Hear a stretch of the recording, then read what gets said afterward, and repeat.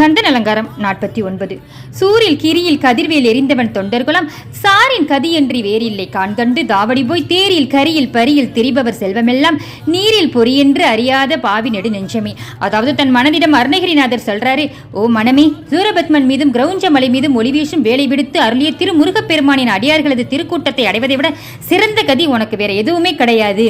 அதாவது ஆண்டவனுக்கு பெருமை அதிகமா அடியவனுக்கு பெருமை அதிகமா அப்படின்னு பாத்தீங்கன்னா அடியவர்களுக்கு தான் பெருமை அதிகம் அப்படின்னு சொல்லியிருப்பாங்க.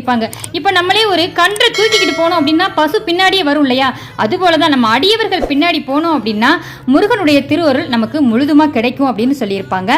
அதாவது படைகளுடன் பிரயாணம் செய்து தேரின் மீதும் யானையின் மீதும் குதிரையின் மீதும் ஏறி உலாவுகின்ற அரசருடைய செல்வம் முழுவதும் நீரின் மீது எழுதிய எழுத்துக்கு ஒப்பானதுதான். அப்ப நம்ம எவ்வளவுதான் செல்வம் சேர்த்து வச்சாலும் அது நீரின் மீது எப்படி எழுத்து எழுதா ஒண்ணுமே தெரியாதோ அதே போலதான் நமக்கு அழிஞ்சு போயிடும்.